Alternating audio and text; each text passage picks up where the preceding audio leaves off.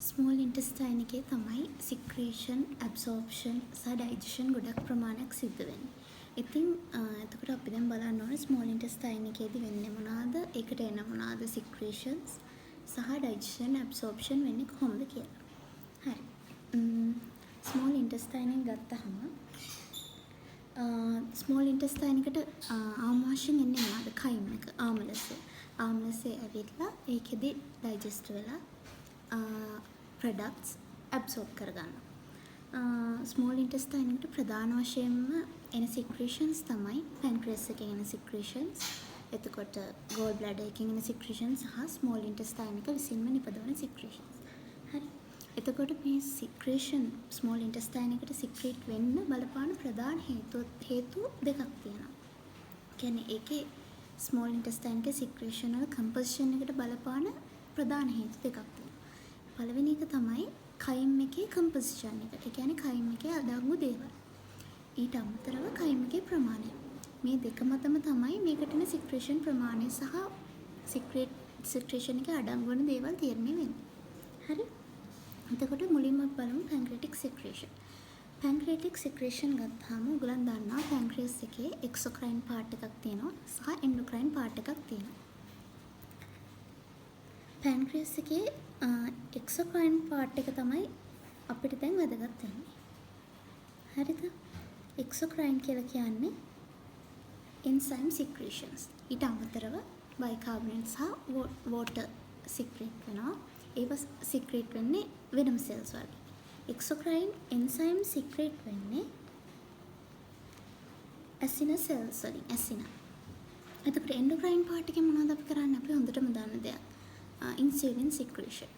එන්ඩොක්‍රයින් part එක ගැන අපි මේ වෙලාවේ කතා කරන්නේ නැහැ. ඒක අපි කතා කරේ පසුසෙම් එකේ. දැන් එක්සොක්‍රයින් පාර්ට් එක ඇසින සෙල්ස් වලින්නේ. මේකේ මොනවද සික්‍රීට් වෙන එන්සයිම්ස් කියලා බලන්නත් ඕනේ. ඊට අමතරව අපි කියව බයිකාබනේට් සහ වෝටර් සික්‍රීට් වෙනවා කියලා. බයිකාබනේට් අවශ්‍ය වෙන්නේ මොන වගේ දෙයකද? බයිකාබනේට් කියන්නේ ඇල්කලයින් දෙයක්. එතකොට කයිම් එක නියුට්‍රලයිස් කරන්න. කයිම් එක ඇසිඩික් නේද? ඇසිඩික් කයිම් එක නියුට්‍රලයිස් කරන්න බයිකාබනේට් ඕන වෙනවා. මේ බයිකාබනේට් ගොඩක් තැන් වලින් එනවා පැන්ක්‍රියස් එකත් එක ස්ථානයක්. පැන්ක්‍රියස් එකේ ඩක්ටල් සෙල්ස්. කියන්නේ ඇසින සෙල්ස් කෙලින්ම ඇවිල්ලා ඩක්ට්ස් වලට වැටෙනවානේ. ඒ ඩක්ට්ස් වල තියෙන ඩක්ටල් සෙල්ස් වලින් තමයි පැන්ක්‍රියස් එකට බයිකාබනේට් සික්‍රීට් කරන්නේ. පැන්ක්‍රියස් එකේ. හරි? එතකොට මේ ඇසින සෙල්ස් වලින් සික්‍රීට් කරන එන්සයිම්ස් ගත්තාම අපි මේ එන්සයිම්ස් වලින් මොකද කරන්නේ? ඩයිජෙෂන් නේ. ඩයිජෙස්ට් කරන්න ඕනේ සාමාන්‍ය ආහාරයක තියෙන සංඝටක. සංඝටක විදිහට ගත්තා ප්‍රධාන වශයෙන්ම තියෙන මොනවාද? එක කාබෝහයිඩ්‍රේට්. එතකොට දෙක ප්‍රෝටීන්. තුන ලිපිඩ්. හතර නියුක්ලික් ඇසිඩ්. හරිද? මේ ඔක්කොම ඩයිජෙස්ට් කරන්න ඕනේ එන්සයිම්ස් වර්ග පැන්ක්‍රියස් එකෙන් ස්‍රාවය වෙනවා.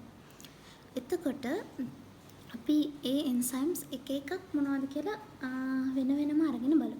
හරි? අපි මුලින්ම ගමු ප්‍රෝටීන් ඩයිජෙෂන් තමයි හුඟක් වෙලාවට මේ හුඟක් එන්සයිම්ස් වලින් කරන්නේ. ප්‍රෝටීන් ඩයිජෙෂන් ගත්තහම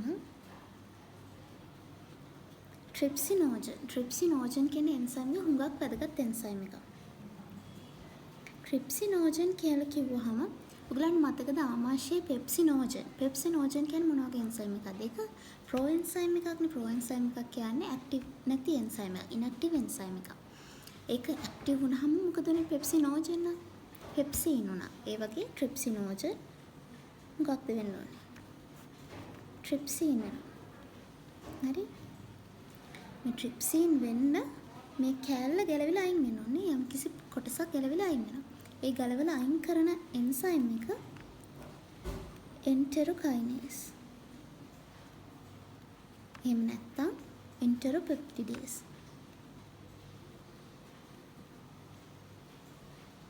මේ එන්සයිම් එක කොහෙද තියෙන්නේ? මේ එන්සයිම් එක තියෙන්නේ ස්මෝල් ඉන්ටෙස්ටයින් එකේ බ්‍රෂ් බෝඩ් එකේ. හරි? බ්‍රෂ් බෝඩ් එකට බැඳිලා. එතකොට ඔයාලට තේරෙනවද ට්‍රිප්සිනෝජන් කියන ඉන්ඇක්ටිව් එන්සයිම් එක ඇක්ටිවේට් වෙන්න නම් බ්‍රෂ් බෝඩ් එක ගාවට යන්න ඕනි කියලා. ඇයි එන්ටරොකයිනස් තියෙන බ්‍රෂ් බෝඩ් එකට ඇලිලානේ. එතකොට කවදාවත් පැන්ක්‍රියස් එක ඇතුලේ මේ ට්‍රිප්සිනෝජන් කියන එන්සයිම් එක ඇක්ටිවේට් වෙන්නේ නැහැ. ප්‍රෝටීන් ඩයිජෙෂන් එකක් වෙන්නේ නැහැ. ඒකෙන් මොකක්ද ප්‍රිවෙන්ට් කරන්නේ? හිතලා බලන්න. ඒතර පැන්ක්‍රියස් එකේ සෙල් උනත් හැදිලා තියෙන ප්‍රෝටීන් මේ කියන දේවල් වලින්නේ. හරි. එතකොට ප්‍රෝටීන් ඩයිජෙෂන් එකක් පැන්ක්‍රියස් එක ඇතුලේ වෙන්නේ නැහැ. ඒක ඩුවඩනම් එකේ ලූමන් එකට ආවට පස්සේ තමයි ඒක ඇක්ටිවේට් වෙන්නේ. එතකොට ඒක නිසා මේක වැදගත් වෙනවා කියලා මතක තියාගන්න. අපි ඉස්සරහට තව ටිකක් කතා කරමු කොහොමද මේක වැදගත් වෙන්නේ කියලා. හරි. තව එන්සයිම් එකක් තියෙනවා මේ ප්‍රෝටීන් ඩයිජෙෂන් වලට වැදගත් වෙන කයිමෝට්‍රිප්සිනෝජන්.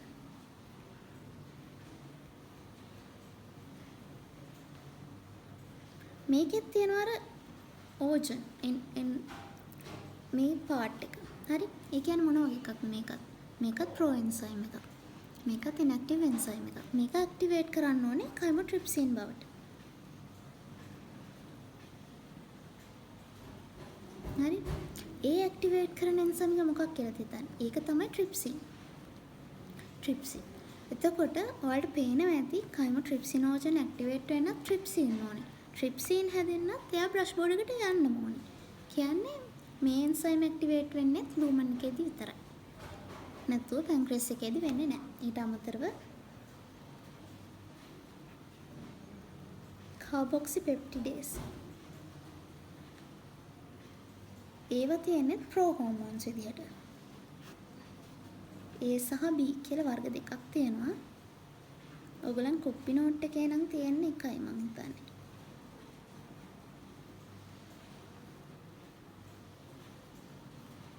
තර මේ කැපෙනවා කාබොක්සිපෙප්ටිඩේස්.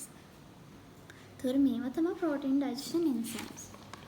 එතකොට ඊට අමතරව ඉලාස්තේස්. ඉලාස්තේස් කියන එන්සයිම් එකත් ඉලාස්තීන් වගේ දේවල් මේවා කරන්න දායක වෙනවා. මට කියන්න මතකුණා ට්‍රිප්සින්මයි මේකත් ඇක්ටිවේට් කරන්නේ. එතකොට ඉලාස්තේස් කියලා එන්සයිම් එකක් තියෙනවා. ඒකත් තියෙන ප්‍රෝ එකක් විදිහට. ප්‍රෝ ඉලාස්තේස්. එතකොට මේක ඉලාස්තේස් වෙනවා.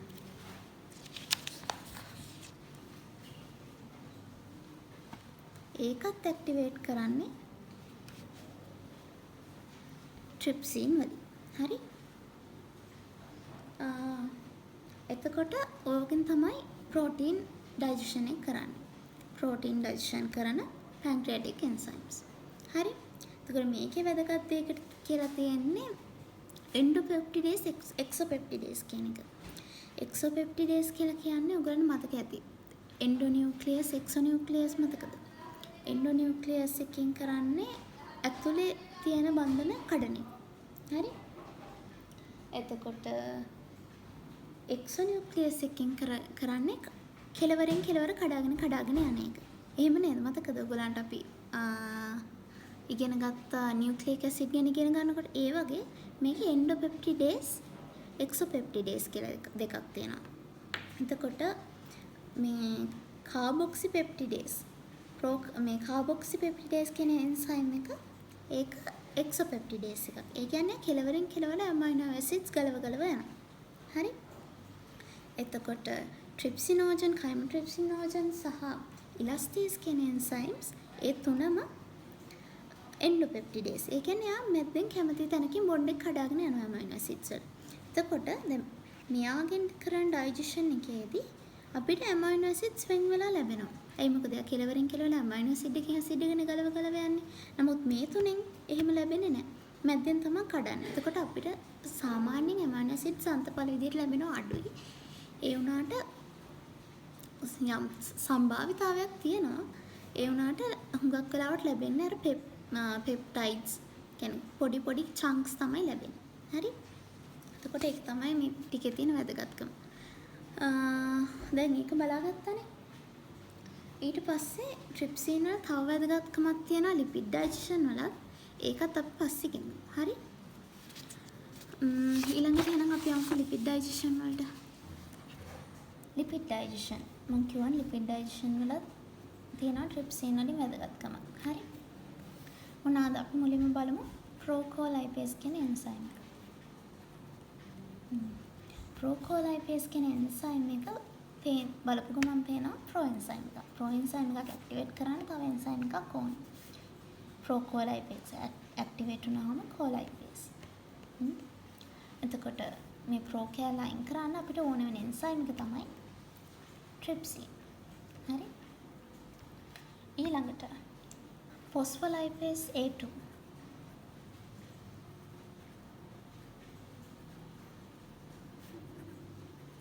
ඒකත් තියෙන්නේ ප්‍රෝඑන්සයිම් එකක් විදියට.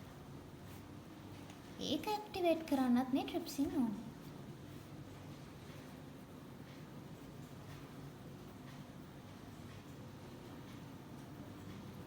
හරි. එතකොට ඔයාලට පේනවා දැන් ට්‍රිප්සින් එක වැදගත්කම. අපි දැන් කියවන ට්‍රිප්සින් මොන වගේ එකක්ද? ට්‍රිප්සිනෝජන් කියන එන්සයිම් එකෙන් කැඩිලා එන එන්සයිම් එක. හරි. ඒක කැඩෙන්නේ මේ එන්ටරොකයිනේස් කියන නැත්නම් එන්ටරොපෙප්ටිඩේස් කියන එන්සයිම් එකේ ක්‍රියාකාරීත්වය. මේ එන්සයිම් මම කොහෙද තියනවා කිව්වේ? බ්‍රෂ් බෝඩ් එකේ. බ්‍රෂ් බෝඩ් එකේ එන්සයිම්ස් තියෙන්නේ බ්‍රෂ් බෝඩ් එකේ සෙල්ස් වලට ඇලිලා. හරි? ඇටච් වෙලා. එතකොට මේක ඇක්ටිවේට් වෙන්න බ්‍රෂ් බෝඩ් එකට යන්න ඕනේ කියවනේ. මේක ඇක්ටිවේට් වෙන එක තවදුරටත් නවත්වන්න තවත් දෙයක් අපේ පැන්ක්‍රියස් එකෙන් ස්‍රාවය කරනවා. මොකක්ද? ට්‍රිප්සින් ඉන්හිබිටර්. ට්‍රිප්සින් ඉන්හිබිටර්. හරි. ඒක ස්‍රාවය වෙන්නේ මේ ට්‍රිප්සිනෝජන් එකක් එක්කම. හරි. එතකොට කොහොමදවත් ට්‍රිප්සින් බවට ඇක්ටිවේෂන් එකක් සිද්ධ වෙන්න අමාරු. මොකද ඒකෙන් අපිට උදව්වක් කරනවා. මොකද්ද? මම කියවනේ කලින් මේ ට්‍රිප්සින් වගේ දෙයක් ඇක්ටිවේට් වුණොත් බලන්න කොච්චර එන්සයිම්ස් ගොඩක් ඇක්ටිවේට් වෙනවද කියලා. ඒක වළක්වලා දෙනවා. ඒක වළක්වන එකේ මොකද්ද තියෙන හොඳ? හිතන්න අපේ පැන්ක්‍රියස් එකේ තියෙන සෙල්ස් හැදිලා තියෙනත් අපි අර කලින් කතා කරපු ප්‍රෝටීන්, ලිපිඩ්ස්. ඒ ලිපිඩ්ස් බිඳ වැටුනොත් එහෙම සෙල්ස් උත් බිඳ වැටෙනවා. ඒක හොඳ දෙයක්ද? නැහැනේ. ඒක නිසා අපිට ඕනේ ට්‍රිප්සින් ආරක්ෂිතව. ට්‍රිප්සින් ආරක්ෂිතව ලූමන් එකේදී විතරක් ක්‍රියාත්මක වෙන විදිහට හදාගන්න. ඒක තමයි මේ ඇක්ටිවේෂන් එන්සයිම් එකක් තිබීම. කියන්නේ ප්‍රෝඑන්සයිම් එකක් විදිහට තියෙන එකෙන් සහ මේ වගේ ඉන්හිබිටර් එකක් තියෙන එකෙන් බලාපොරොත්තු වෙන්න.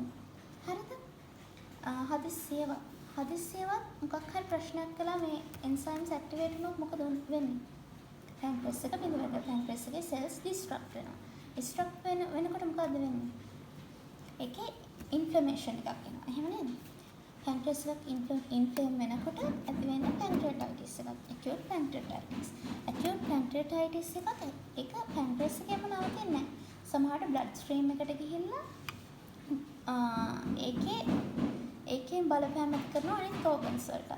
එහෙම අනිත් ඕගන්ස් වලට බලපෑම් ඇති කරලා මල්ටි ඕගන් ෆේලියර් එකක් ඇති කරන්න පුළුවන් මේ තත්ත්වය තවදුරටත් දුරදිග ගියොත් එහෙම. ඒ හැම දෙයක්ම වළක්වලා තියෙන්නේ මේ වගේ මේ ට්‍රිප්සින් ප්‍රෝඑන්සයිම් එකක් විදිහට තියෙන එකෙන් සහ ඒක බ්‍රෂ් බෝඩ් එකට ඇවිල්ලා ඇක්ටිවේට් වෙන එකෙන් සහ මේ වගේ ඉන්හිබිටර් එකක් තියෙන එක. හරි? හරි. දැන් අපි මොනවද කතා කරලා හිටියේ? හරි, ලිපිඩ් ඩයිජෙෂන්. ලිපිඩ් ඩයිජෙෂන් එකට පස්සේ මොනවද ඩයිජෙස්ට් කරන්නේ? අනිට අමතරව පැන්ක්‍රියස් එකේ තව පොඩි ප්‍රමාණයක් පැන්ක්‍රියාටික් ලයිපේස් ස්‍රාවය වෙනවා. ඊට අමතරව තවදුරටත් කොලෙස්ටරෝල් එස්ටර් හයිඩ්‍රොලේස් කියලා එන්සයිම් එක ස්‍රාවය වෙනවා. ඔයගලන්ගේ ලෙක්චර් නෝට් එකේ මේවා තියෙනවා. පුළුවන් නම් අරන් බලන්න කොපි නෝට් එකේ නැති වුණාට. හරි. ඊළඟට අපි මොනවද තව තියෙන ආහාර සංඝටක කාබෝහයිඩ්‍රේට්.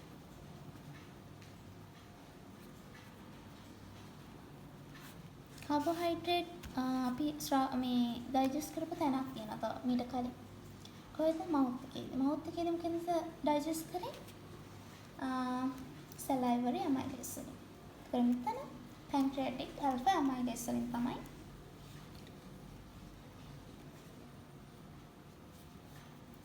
ඒකත් ඇමයිලේස් එකක් අර ඇමයිලේස් වල කෘත්‍යමයි කරන්නේ පැන්ක්‍රියාටික් ඇමයිලේස්. හරි?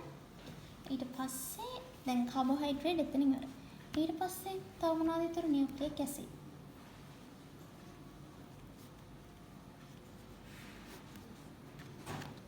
නියුක්ලික් ඇසිඩ්ස් වල වර්ග දෙකක් තියෙනවා RNA සහ DNA. RNA කඩන්නේ රයිබෝනියුක්ලියස් වලින්. DNA කඩන්නේ ඩිऑක්සිරයිබෝනියුක්ලියස් වලින්.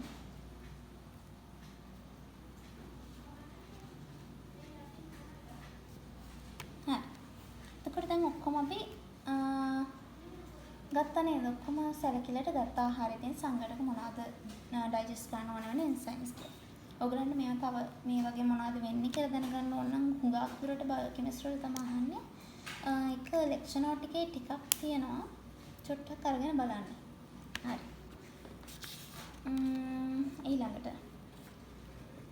ඊළඟට අපි බලමු අපි කතා වුණා බයිකාබනේට් සික්‍රේෂන් නේ.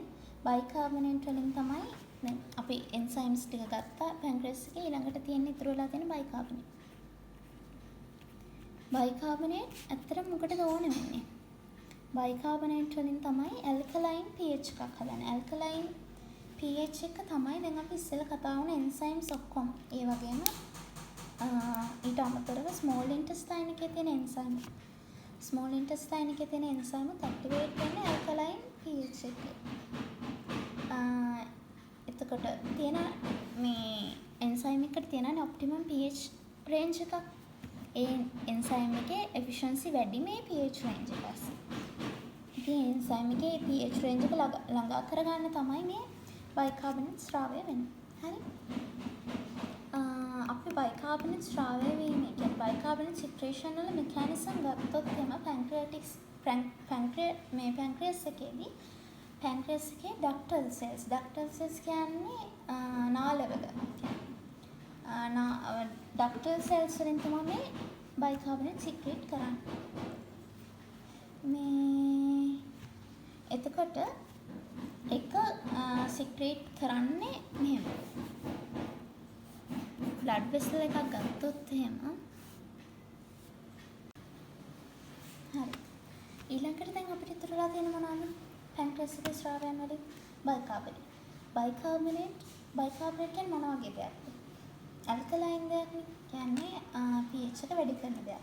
එතකොට අපිට ඇයි මෙහෙම ඇල්කලයින් ස්‍රාවයක් අවශ්‍ය වෙන්නේ? දැන් අපි හිතන්න ආමාශයේදී අපි කරේ H+ ස්‍රාවය කරපේ. ඒක අනිත් පැත්ත වගේ තමයි බයිකාබනේට් ස්‍රාවය නේද? එතකොට මේ පැන්ක්‍රියාස් එකේ බයිකාබනේට් ස්‍රාවය කිරීමෙන් බලාපොරොත්තු වෙන්නේ ඩුවඩනම් එකේ ලූමන් එකේ ඇල්කලයින් pH එකක් හදාගන්න එක. මේ ඇල්කලයින් pH එක ඇත්තටම ඕනේ වෙන්නේ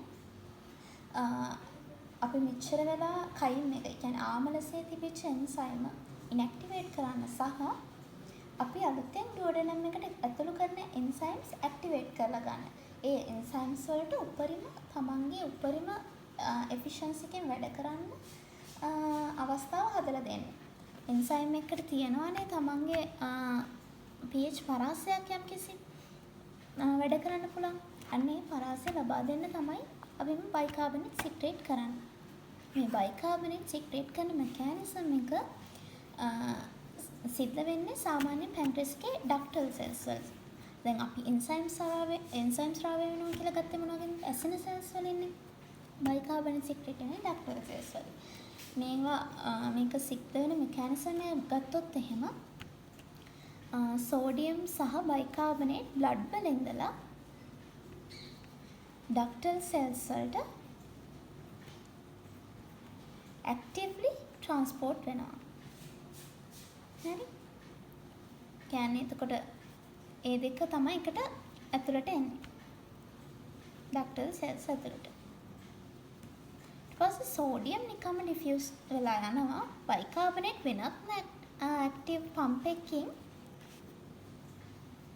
ලූමන් එකට යනවා. ඩක්ටල් සෙල්ස් වල ලූමන් එක ඩක්ට් එකට යනවා. හරි පැන්ක්‍රියස් එකේ ඩක්ට් එකට. එතකොට මේ බයිකාබනේට් එන්නේ කොහොමද කියලා බලුවොත් අපි ඉස්සෙල්ලා කිව්වා බ්ලඩ් වලිනුත් එනවා කියලා. තව ක්‍රමයක් තියෙනවා. ඔයගලන්ට මතකද කාබන් ඩයොක්සයිඩ් කඩපුවාම කාබන් ඩයොක්සයිඩ් ජලය එකතු කරන එන්සයිම් එක.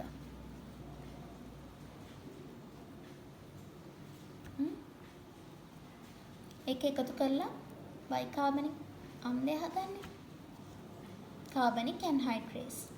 මේ එන්සයිම් එකෙන් මේක හදලා බයිකාබනික් මේ කාබනික් ඇසිඩ් එක තවදුරටත් දෙකට කැඩිලා බයිකාබනේට් එනවා සහ H+ එනවා. හරි. H+ නැවත ආපහු අනිත් පැත්තට යනකොට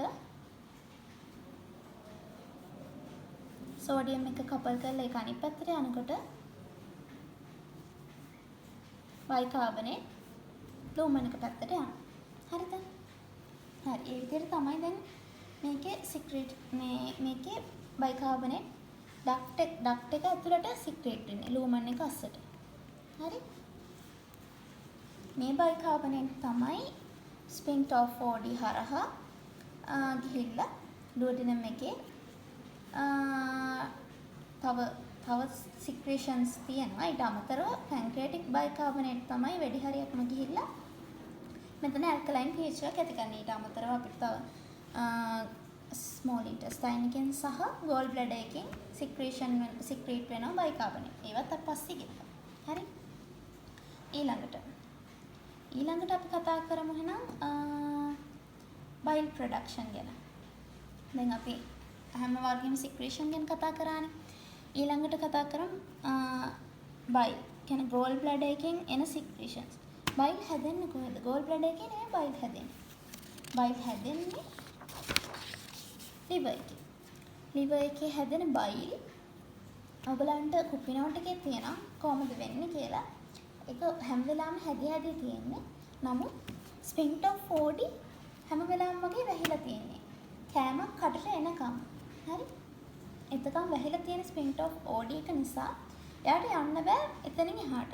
දැන් ඔයාලා ඇනටමි බලුවොත් එහෙම ස්පින්ක්ටර් ඔෆ් ඕඩි එකෙන් තමයි බයිල් සහ පැන්ක්‍රියාටික් ජූස් ඇතුළට යන්නේ ඩුවඩෙනම් එකේ. හරි?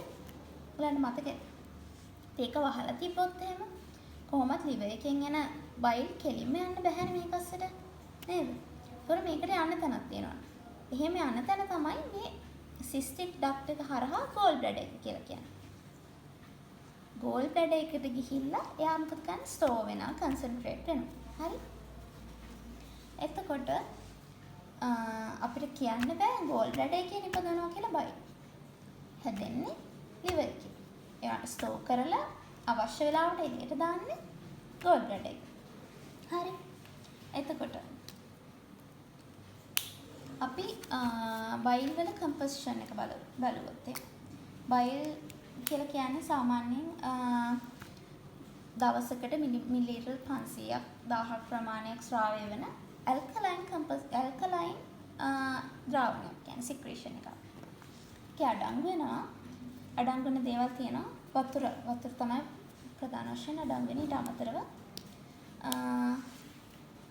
වතුර බයිල් සෝල්ට්ස් තමයි වැදගත්ම කම්පොසිෂන් එක. අපි පස්සේ ඇයි කියලා බලමු. බයිල් සෝල්ට්ස්. එතකොට බයිල් පිග්මන්ට්ස්, කොලෙස්ටරෝල්, ස්ටෙරොයිඩ්ස්. හරි?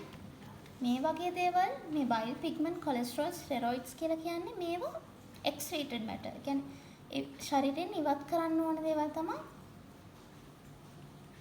මේ බයිල් හරහා මේ විදිහට එළියට යන්නේ. හරි? මේවා ෆීසිස් හරහා කෙලින්ම ඇඟෙන් එළියටම දානවා. මේ තුන.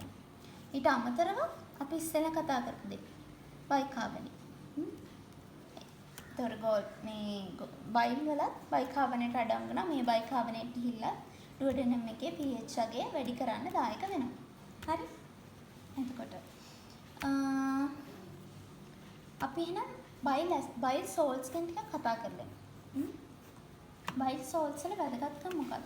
ගාක් තැන්වල අහන දෙයක් තමයි. ඒක ගොඩක් වෙලාවට බයෝකෙමිස්ට්‍රි වල තමයි හොඳටම ගන්නන්නේ. අපි ටිකක් කතා කරලා ඉමු. බයිල් සෝල්ට්ස් කියලා කියන්නේ කොලෙස්ටරෝල් වල ඩෙරිවේටිව් එකක්. ඒ කියන්නේ කොලෙස්ටරෝල් වලින් තමයි ඒක වෙන් වෙලා හැදිලා තියෙන්නේ. කොලෙස්ටරෝල් මෙටබොලිසම් එකෙන් තමයි අන්තිමට බයිල් සෝල්ට්ස් හැදෙන්නේ. කොහොමද?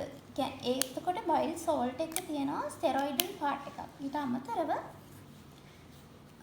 කියන්නේ ස්ටෙරොයිඩල් පාර්ට් එකක් කියන්නේ වතුරේ දියවෙන පාර්ට් එකක්ද? නෑනේ. හයිඩ්‍රොෆිලික් පාර්ට් එකක් නෙමෙයි. හරි? එතකොට ඊට අමතරව දැන් මේක බයිල් සෝල්ට් එක මෙටබොලිසම් එකෙන් හැදෙන්නේ අන්තිමට පෝලර් පාර්ට් එකකුත් එකතු වෙලා. ඒතර මේකේ නන් පෝලර් සහ පෝලර් පාර්ට් කියලා දෙකක් තියෙනවා. නන් පෝලර් පාර්ට් එක සහ පෝලර් පාර්ට් එක කියන දෙකින්ම මේකේ එක පැත්තක් හයිඩ්‍රොෆෝබික් සහ හයිඩ්‍රොෆිලික් කරනවා. එතකොට මේක නිකන් ඇක්ට් කරන්නේ ඩිටර්ජන්ට් එකක් වගේ. ඩිටර්ජන්ට්ස් දන්නවනේ වතුර දිය වෙන නැති දේවල් දිය කරලා දෙනවා. ඒ වගේ. එතකොට මේ බයිල් සෝල්ට්ස් ගිහින් කරන්නේ දැන් ද්‍රව මාධ්‍යයක්නේ තියෙන්නේ අපේ කයිම් එක සහ මේ කයිම් එකේ. එතකොට ඒ මාධ්‍යය තියෙන ෆැට් තියෙන්නේ වතුර දිය වෙන නැතුව බෝල ලොකු බෝල විදිහට. මෙයාල ගිහිල්ලා අරවට බැඳිලා ඒ වගේ පෘෂ්ටික ආතතිය අඩු කරලා චූටි බෝල වලට කඩලා දානවා. හරි? එතකොට අපිට මොකක්ද තියෙන වාසිය එක? දැන් ඔයගලන්ට මතක ඇති අර සුඩාන් 3 පරීක්ෂණයම කරනකොට අපි මුලින්ම බයිල් සෝල්ට්ස් දාලා කරනවා. බයිල් සෝල්ට්ස් නැතුව කරනවා. බයිල් සෝල්ට්ස් නැතුව ලොකු මේද ගෝලිකා තමයි අපිට පේන්නේ රෝස පාටට. ඊට පස්සේ බයිල් සෝල්ට්ස් දැම්මහම මයික්‍රොස්කෝප් එකෙන් චූටි බෝල වලට කැඩලා තියෙනවා කියලා පේනවා. මෙහෙම අපි පෘෂ්ටික වර්ගඵලය වැඩි කිරීමෙන් මොකද්ද බලාපොරොත්තු වෙන්නේ? මොකක් හරි දෙයක්. ඒක මත එන්සයිම් එක ඇක්ටිවේෂන් එක වැඩි කරන්න පුළුවන් නේද? දැන් අපි ගිහිල්ලා මෙහෙම ලොකු ගෝලයක මතු පිට එන්සයිම් එක බැඳෙන්න පුළුවන් ප්‍රමාණය අඩුයිනේ. චූටි ගෝල ගොඩක ගිහිල්ලා එන්සයිම් එකට ඉක්මනට බැඳෙන්න පුළුවන් ගොඩක්. මේ එතකොට ඒකේ ක්‍රියාකාරීත්වය වැඩි කරලා ගන්න පුළුවන්. ඉක්මනට ක්‍රියාත්මක වෙලා ඉක්මනට ඩයිජෙෂන් එක කරලා දෙන්න පුළුවන්. නමුත් ඊට අමතරව දැන් හිතන්න ලොකු ගෝලයක මේ හරිය කඩාගෙන යනවා චූටි කැලි වලට. ඒවා මොකද කරන්නේ? ඒවා හයිඩ්‍රොෆිලික් නිසා ඒවා ගිහලා උඩින් තැම්පත් වෙනවා. ඒතර මැද ඉතුරු වෙනවා හයිඩ්‍රොෆෝබික් ගොඩක්. වටේට හයිඩ්‍රොෆිලික් ටිකක් වලින් වැහිලා යනවා. එතකොට ආයෙ මැද ටික ඩයිජෙෂන් එක අමාරු වෙනවනේ.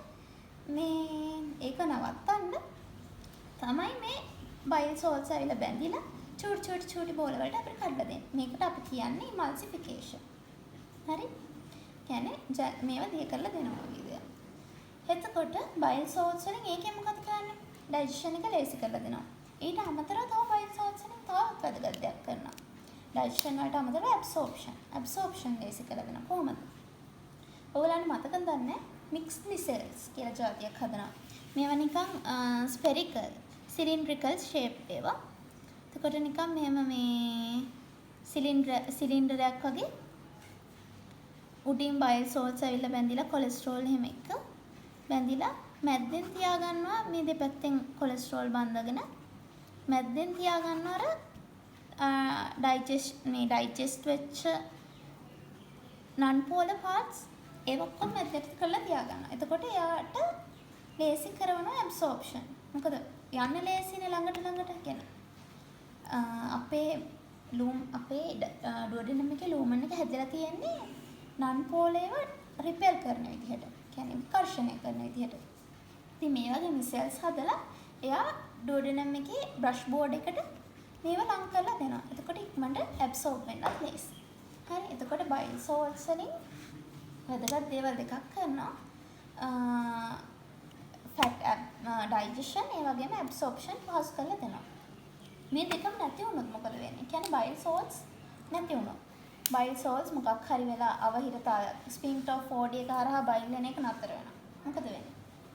ඒ වගේ දෙයක් වුණොත් එහෙනම් බයිල් සෝල්ට්ස් නැහැ. එතකොට ෆැට් ඩයිජෙෂන් කරන්නත් බෑ, ඇබ්සෝබ් කරන්නත් බෑ. මොකද වෙන්නේ? එතකොට හරිම අර අර අපි කලින් කතා වුණාගේ මුල් චුට්ටක් ඩයිජෙස්ට් වෙයි. ඊටු ටික ඔක්කොම ඩයිජෙස්ට් වෙන්නේ නැහැ. ඒව නිකම්ම ෆීසිස් හරහා යනවා. ෆීසිස් හරහා ගියපුවාම මේ ෆීසිස් වල මොනවාගේ ස්වරූපයක්ද ලැබෙන්නේ? අපි කියනවා ඒකට වෙනම නමක් කියනවා ක්ලිනිකල් පික්චර් එකටම කියන නම ස්ටියටෝරියා කියලා. ස්ටියටෝරියා කියන්නේ බල්කි, ෆ්‍රොති, එතකොට අමුතු ගඳක් තියෙන ඔහොමම පාවෙන සහ ඔය වගේ තව තෙල් තියනවා කියලා කියන්නේ තෙල් මේවා තියනවා කියනවා මේවල එහෙම ස්ටූල් තමයි යන්නේ මේ මනුස්සයාට. එතකොට ඒක මේ මනුස්සයාට තව බර අඩු වෙනවා. ඒ වගේ දේවල් වෙන්නත් පුළුවන්. I think fat absorption එකක් නැහැ නේ. fat කියන්නේ අපේ ඇඟට ගොඩක් මේ එනර්ජි වලට එතකොට ස්ටෝරේජ් අපේ ඇඟේ ගොඩක් දේවල් වලට ඕන දෙන දෙයක් නේ. එතකොට ඒක ඔක්කොම නැති වෙනකොට එහෙමත් වෙනවා. ඊට අමතරව fat soluble vitamin වලට මොකද වෙන්නේ? fat එක absorb වෙන vitamin තියෙන මොනවාද? A, D, K ඒ වගේ vitamin absorption එක අඩාල වෙනවා මේ cells එහෙම හදන්නේ නැති නිසා. ඒකට ඒ වගේ complication එකක් පෙන්වන්න පුළුවන්. දැන් vitamin K වගේ දෙයක් අඩු වුණොත් එහෙම මොන වගේ clinical picture එකක්ද පෙන්වන්නේ? bleeding disorders පෙන්වනවානේ. අන්න ඒව. හරි.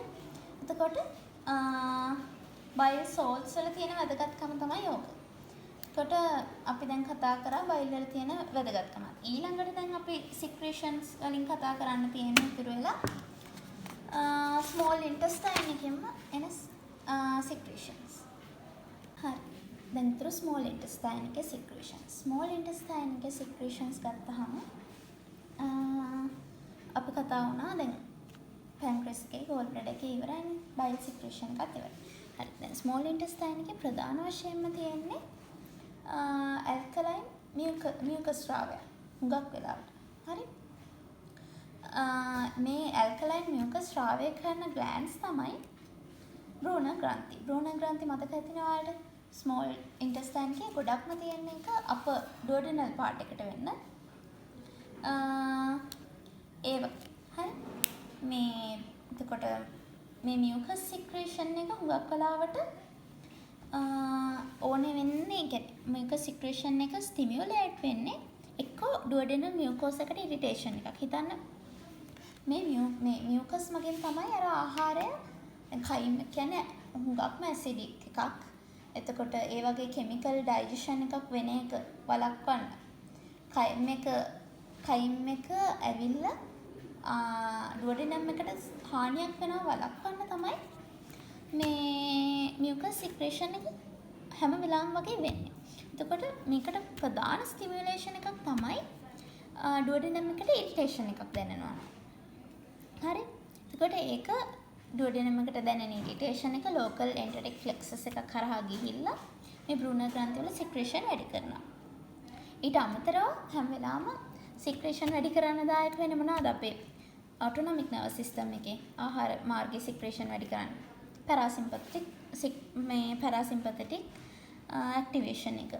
ඒක වෙන්නේ vagus හරහා. vagus ප්‍රධාන parasympathetic mediator එක gastrointestinal system එකේ. හරි. ඊට අමතරව අපි ඉස්සරහටත් ඉගෙන ගන්න දෙයක් තියෙනවා secretin කියලා. secretin කියන්නේ gastrointestinal hormone එකක්. ඒක secrete වෙන cells වලින් අපි ඒකේ ක්‍රියාකාරීත්වයත් ඉස්සරහට බලමු. හරි? හරි. දැන් අපි small intestine එකේ mucus secretion එක ගැන බලුවානේ. mucus සහ මේ bicarbonate secretion ගැන. ඊට අමතරව small intestine එකේ enzymes තියෙනවා. නමුත් මේ enzymes අපි කියන brush board enzymes මේවා අර ඉස්සෙල්ලා වගේ pancreas එකේ වගේ lumen එකට එළියට දාන්නේ නැහැ. එයා අර brush board එකේ cells වල තමයි ඒවා attach වෙලා තියෙන්නේ. හරි? microvilli වල ඒවා එළියට attach වෙලා තියෙනවා. එතකොට ඒකෙන් කරන්නේ කෙලින්ම ළඟට එන ආහාර ද්‍රව්‍ය digest කරලා අතට දාගන්න. මොනවද මේ enzymes? මොනවද enzymes බැලුවොත් එහෙම තියෙනවා peptidase. ඊට අමතරව අපිට වැදගත් දෙයක් තියෙනවා disaccharidase.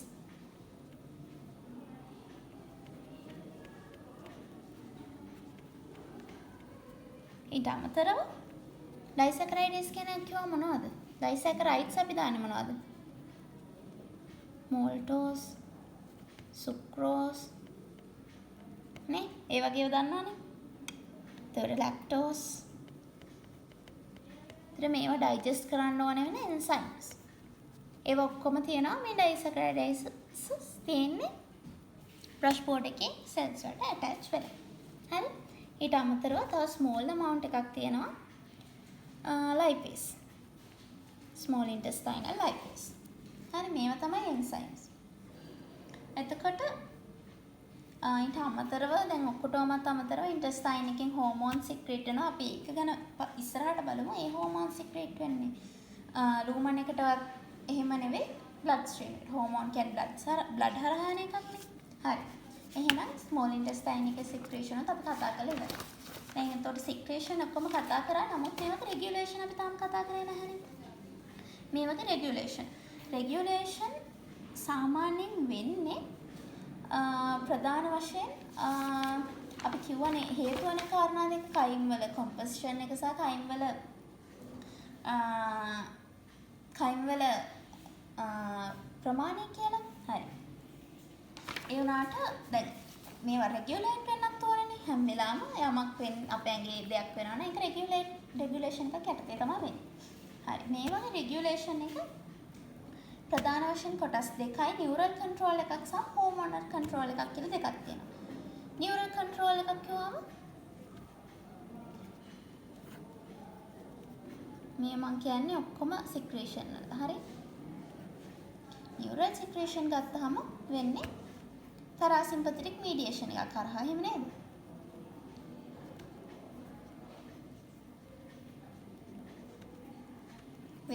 වේගල් සිමියුලේෂන් එක.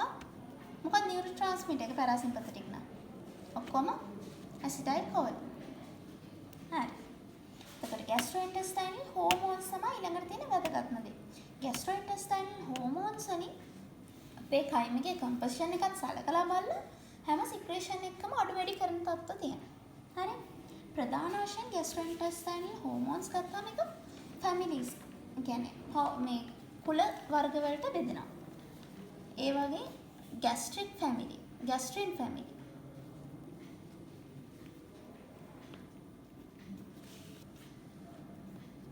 Gastrin family තියෙනවා සහ secretin.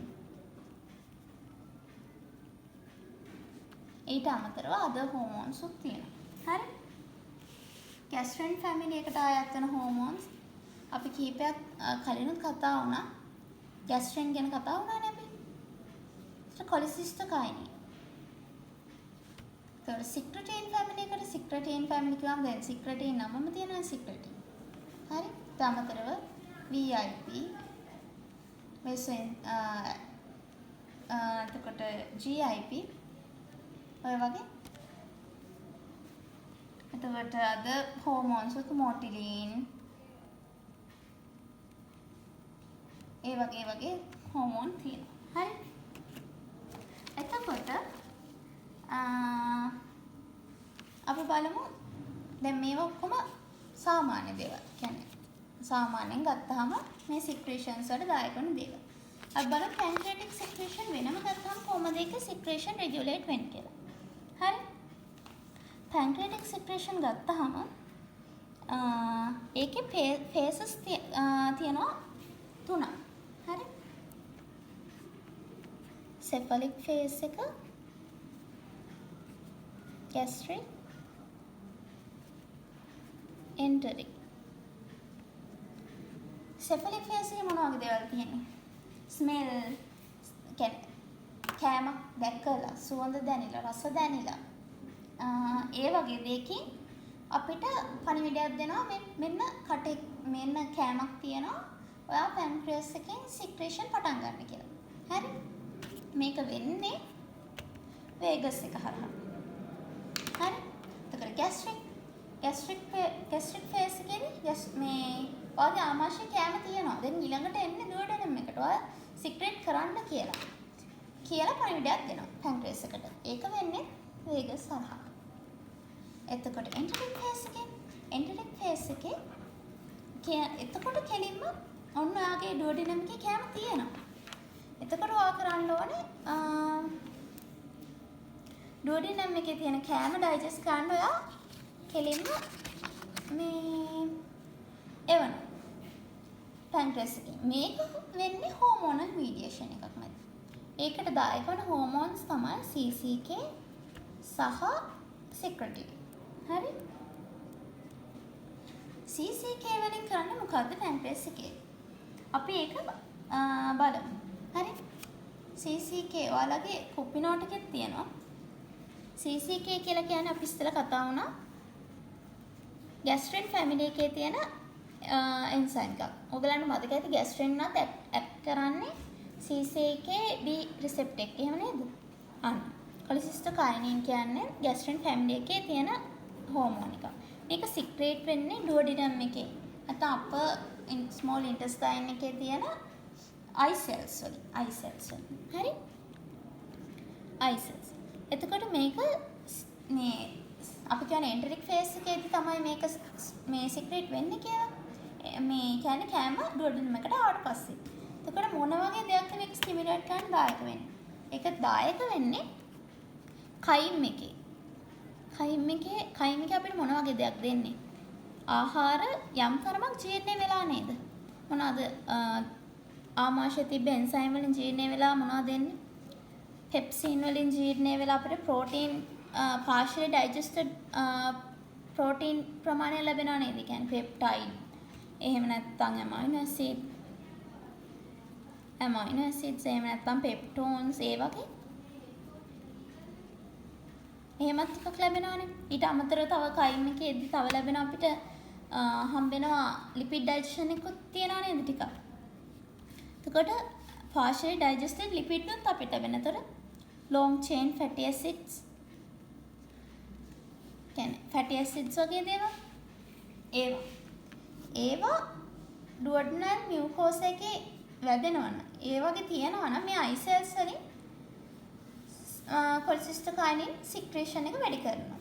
හරි? එතකොට මේ කොලිසිස්ටෝකයිනින් වලින් මොකද ඊළඟට කරන්නේ? අපි කියවනේ දැන් පැන්ක්‍රියාටික් සික්‍රේෂන් වලට බලපෑමක් කරනවා කියලා.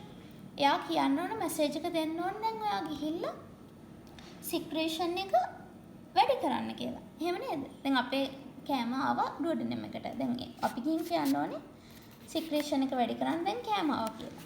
හරි. එතකොට කොලිසිස්ටෝකයිනින් ගිහිල්ලා පැන්ක්‍රියස් එකේදී කරන දේ තමයි පැන්ක්‍රියස් එකේ එන්සයිම් සික්‍රේෂන් එක වැඩි කරන එක. ඊට අමතරව යා ස්මෝල් ඉන්ටෙස්ටයින් එකේ අපි කතා වුණා නේද? වැදගත් එන්සයිම් එකක් ගැන එන්ටරොකයිනස් මතකද? පැන්ක්‍රියස් එකේ එන්සයිම්ස් තිබුණාට වැඩක් නැහැ එන්ටරොකයිනස් නැති වුණොත් එහෙම නේද? ඇයි ට්‍රිප්සින් නෝජන් ඇක්ටිවේට් කරගන්න බෑනේ. මේකත් වැඩි කරනවා. ට්‍රිප්සින් නෝජන් ඇක්ටිවේට් වුණාම ලැබෙන ට්‍රිප්සින් වලින් හුඟක් එන්සයිම්ස් ඇක්ටිවේට් කරලා ගන්න. බ්‍රෂ් බෝඩ් එකේ තියෙන එන්ටරොකයිනස් උත් වැඩි කරලා ගන්නවා CCK වල. ඊට අමතරව එයා කරන දෙයක් තමයි ගෝල් බ්ලැඩර් එක කන්ට්‍රැක්ට් කරනවා. ගෝල් බ්ලැඩර් එක කන්ට්‍රැක්ට් කරපුවම ගෝල් බ්ලැඩර් එකේ තියෙන බයිල් ටික එළියට එනවා. හරි? එතකොට මෙයා මේ ඔක්කොම සික්‍රේෂන් ටික වැඩි කරලා දැන් ඩුවඩිනම් එකට අරන් දෙනවා. ඊට පස්සේ ඒකේ නිසා ෆුඩ් ඩයිජෙෂන් එක වැඩි වෙනවා. හරි? එතකොට ආයෙත් මේ කියන පළම ලැබෙනවා නේද මේ වගේම. ඩයිජෙස්ට් නම් තව ප්‍රෝටීන් තව ඩයිජෙෂන් එක වැඩි වෙනවා, තව ෆැටි ඇසිඩ් ඩයිජෙෂන් එක වැඩි වෙනවා. ඒ ඔක්කොම වුණාම තවදුරටත් CCK මේ I cells වලට ස්ටිමියුලේෂන් එක ගිහිල්ලා තවදුරටත් CCK කොලිසිස්ටෝකයිනින් සික්‍රේෂන් එකක් සිද්ධ වෙනවා. එතකොට එතන පොසිටිව් ෆීඩ්බැක් එකක් වගේ දෙයක් තමයි වෙන්නේ. මේ CCK තවත් අමතරම දෙයක් කරනවා. ආපහු උඩට යනවා. කොහෙද? ස්ටොමක් එකට. ස්ටොමක් එකට ගිහිල්ලා කියනවා දැන් කෑම ආව ඇත්ටි අපිට ඩයිජෙස්ට් කරගන්න වෙලාවක් ඕනේ. දැන් ඒකෙන්ද කෑමෙන් එක නතර කරන්න කියලා. එතකොට යා gastric empty වළක්වනවා. හරි. එතකොට CCK වලින් කරන ටික තමයි ඔය. හරි. ඊළඟට අපි බලමු අපි මොනවද ඊළඟට කතා කරපු හෝමෝන් එක? secretory. සික්‍රටින් හෝමෝන් එක අපි කියව මොන ෆැමිලි එකේද? සික්‍රටින් ෆැමිලි එකේ නේ. සික්‍රටින් ෆැමිලි එකේ සික්‍රටින් ස්‍රාවය කරන්නේ S cells වලින්. ඩුවඩිනම් එකේ තියෙන S cells වලින්. මේකටත් ස්ටිමියුලේෂන් එකක් ඕනේනේ. මේ ස්ටිමියුලේෂන් එක දෙන්නේ කයිම් එකේ pH එක.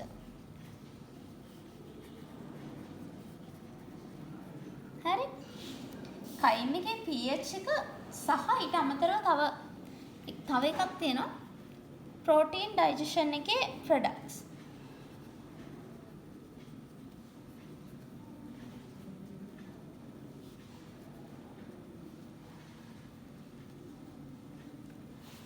හරි. එතකොට දැන් කයිම් එකේ pH එක හුඟක් අඩු වුණොත් එහෙම අපිට බෑනේ නේද මේවා කරගන්න. අපි කියවනේ කලින් කතා කරන ඩුවඩනම් එකේ එන්සයිම්ස් වලට ඇක්ට් කරන්න හොඳම pH අගය තමයි ඇල්කලොටික් pH අගය. එතකොට ඇල්කලයින් pH අගය. එතකොට pH අගය කයිම් එකේ හුඟක් අඩු වෙනවා නම් අපි කරන්න ඕනේ pH අගය අඩු කරන්න වැඩි කරගන්න හුඟක් බයිකාබනේට් ස්‍රාවය කරන එක. එහෙම නේද? එතකොට මේ සෙල්ස් වලින් කරන ප්‍රධානම දේ තමයි බයිකාබනේට් ස්‍රාවය වෙන තැන්. ඒ තැන් වලින් බයිකාබනේට් ස්‍රාවය වීම වැඩි කරන එක. කොයිද මේ වගේ තැන් අපි කතා වුණා? ඉන්ටෙස්ටයින් එකේ භ්‍රූණ ග්‍රන්ථි වලින්. නේ? ඊට අමතරව පැන්ක්‍රියස් එකේ ඩක්ටල් සෙල්ස් වලින්. ඊට අමතරව ගෝල් බ්ලැඩර් එකේ. මේ වගේ මෙයා ස්‍රාවය එළියට දෙන්නේ ස්‍රාවය වැඩි කරවන්නේ watery bicarbonate rich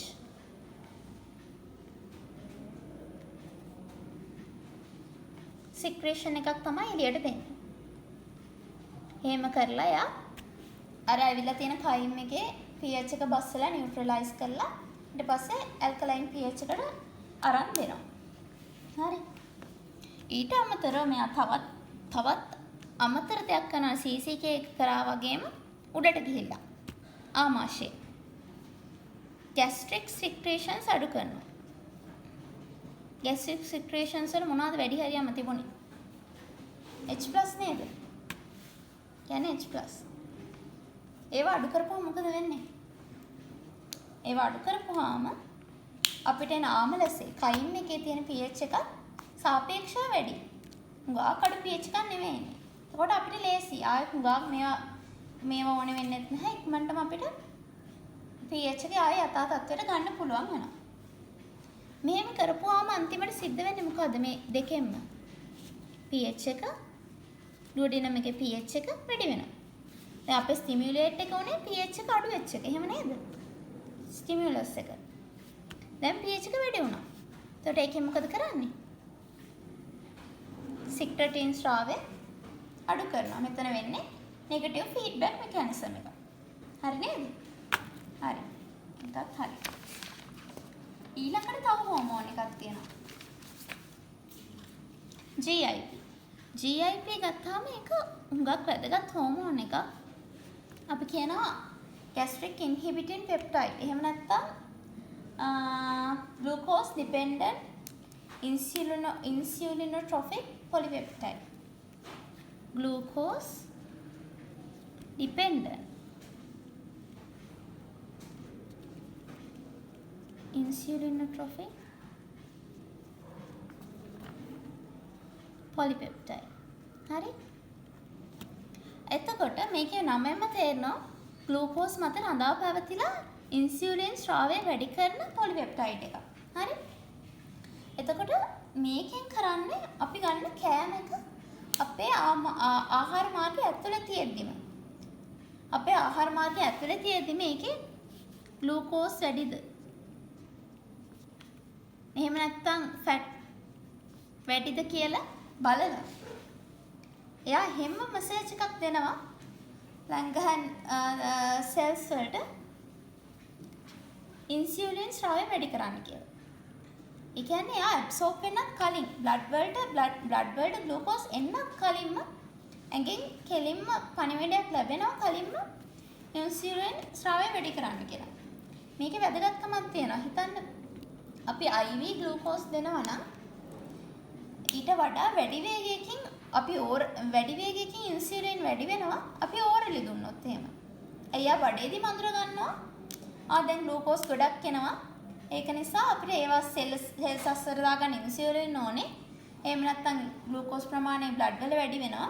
ඒක කරන්න දෙන්න බෑ. ඉක්මනට ඉන්සියුලින් වැඩි කරගමු කියලා. හරි? අන්න ඒක තමයි මේකෙන් කරන්නේ. GIP ස්‍රාවය වෙන්නේ K cells වලින්. ඩුවඩිනම් එකේ තියෙන. හරි? එතකොට ඒක තමයි ඊළඟ හෝමෝන් එක. එතකොට දැන් pancreatic secretion regulation උත් අපි ඉගෙන ගත්තා. ඊළඟට අපි බලමු biliary secretion regulate කරන හැටි. biliary secretion regulate කරන හැටි මුලින්ම අපිට පුළුවන් production එක bile production එක සිද්ධ වෙන අපි කොහෙද කියලාද ගත්තේ? liver එකේ. liver එකේ bile production එක වෙනවා නම් ඒක increase කරන්න දායක වෙන ආකාර කීපයක් තියෙනවා මේ ඇඟෙන්. එකක් තමයි bile salts. bile salts අපි මතකද bile salts හිතන්න bile salts අඩු වෙනවා නම් ඇඟේ මොකක් හරි ක්‍රමයක් නිසා. මතකද දන්න අපි අර ක්‍රමේ මේ ඉගෙන ගත්ත කොලෙස්ටරෝල් පාලනය කරන්න බෙහෙතක් තියනවා කියලා bile salt sequestrant මොකක්ද මතක නැහැ. එහෙම එකක් කොහමද bile salts අඩු වෙනවා නම් ඇඟේ එයා මොකද කරන්නේ bile salts තමයි නිපදවන්න කටයුතු කරනවානේ. එතකොට bile ප්‍රමාණය වැඩි කරගන්න. හරි? එතකොට එහෙම නැත්නම් තව එකක් තමයි vagal stimulation. කොහොමද වෙන දේ නේක නම් ආහාර ගත්ත ගමන් අපිට rest and digest වලට bile ඕනේ වෙනවා. bile ඕනේ කියලා දන්න නිසා vagal stimulation parasympathetic activation එක නිසා vagal stimulation එකකින් bile production එක වැඩි කරනවා. ඊට අමතරව secretin අපි කලින් ඉගෙන ගත්තේ. මෙතන secretin මොකද කරන්නේ? gall bladder එකේ water bicarbonate rich secretion එකක් ඇති කරනවා. කියන්නේ වතුර සහ bicarbonate එකතු කරලා මේ bile production එක වැඩි කරනවා. හරි? ඒක secretin.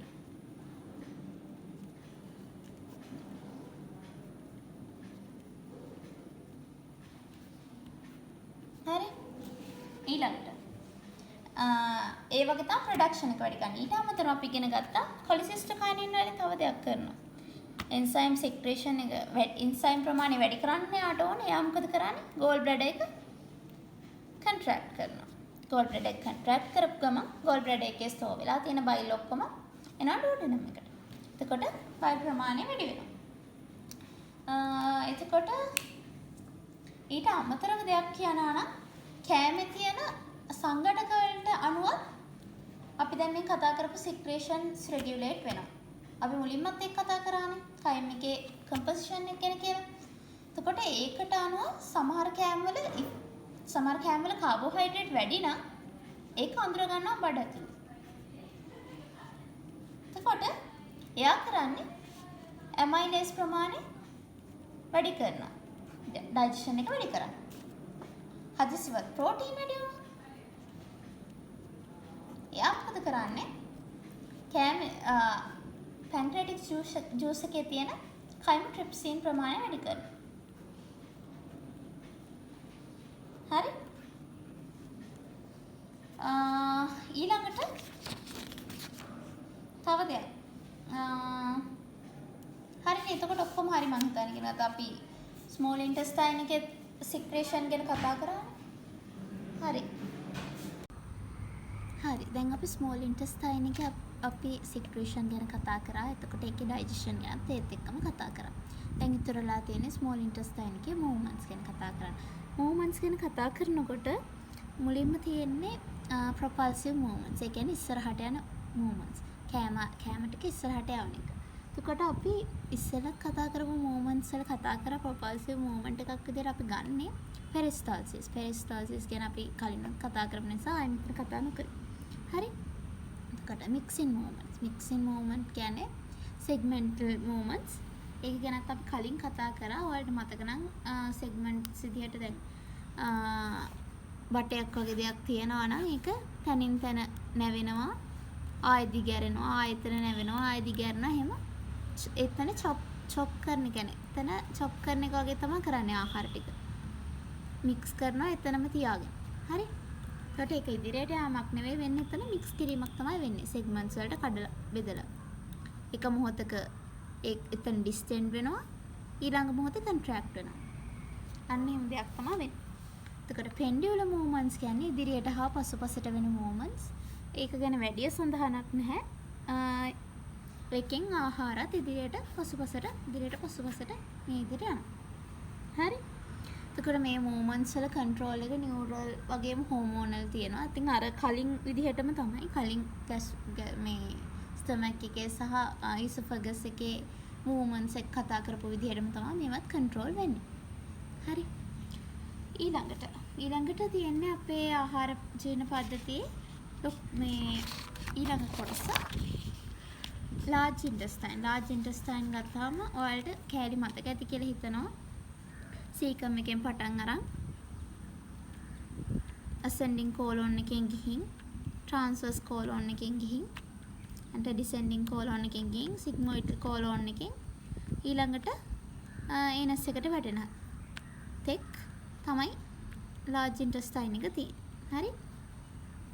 large intestine එක ගත්තහම large intestine එකේ වැඩි හරියක්ම වෙන්නේ absorption සහ water absorption සහ electrolyte absorption.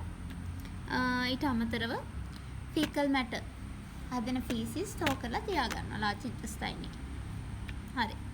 අපි එතකොට මේ දේවල් වෙන්නේ කොහොමද කියන එක පියවරෙන් පියවර කතා කරමු.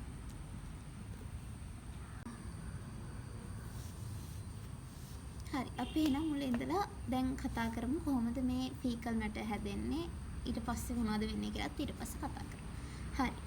දැන් එතකොට අපි කිව්වා small intestine එක කතා කරලා ඉවර වෙනකොට small intestine එකේ parts තුන duodenum, jejunum, ileum. ileum එකේ ඉඳන් කෙලින්ම එන්නේ මෙතෙන්ට cecum එකට. cecum එක කියලා කියන්නේ අර හුඟක් මේ ලොකු part එකක්. එතන තියෙනවා ileocecal valve එකක්. valve එකක් වගේ තන anatomy වල මතක ඇතිනම් dissection කරපු විදිහ මතක ඇතිනම් ඔයගොල්ලන් මතක ඇති. ඒක හැම වෙලාවම වගේ වැහිලා තියෙන. ඒකට හේතුව තමයි cecum එකේ pressure එක ileum එකේ pressure එකට වැඩි විදිහට තමයි ඒකේ නිර්මාණය වෙලා තියෙන්නේ. කියන්නේ normal වෙලාවට. එතකොට හිතන්න අපි මොන හරි එනවනම් මේ මෙතනින් එහාට යන්න බෑ. මොකද pressure gradient එක වැඩිනේ. pressure gradient එකක් හරහානේ මෙතනින් යන්න ඕනේ. කියන්නේ මොකක් හරි එකක් යනවනම් මෙතන pressure එක අඩු වෙලා මෙතන pressure එක වැඩි වෙලා මේක ඇරෙන්න ඕනේ. එහෙම වෙන්නේ නැහැ නිකන් වෙලාවට. නමුත් මේක වෙන්න රිෆ්ලෙක්ස් එකක් තියෙනවා. අපි කලිනුත් ඉගෙන ගත්තා මේ ආහාර මාර්ගයේ රිෆ්ලෙක්සස් වර්ග කීපයක් ගැන.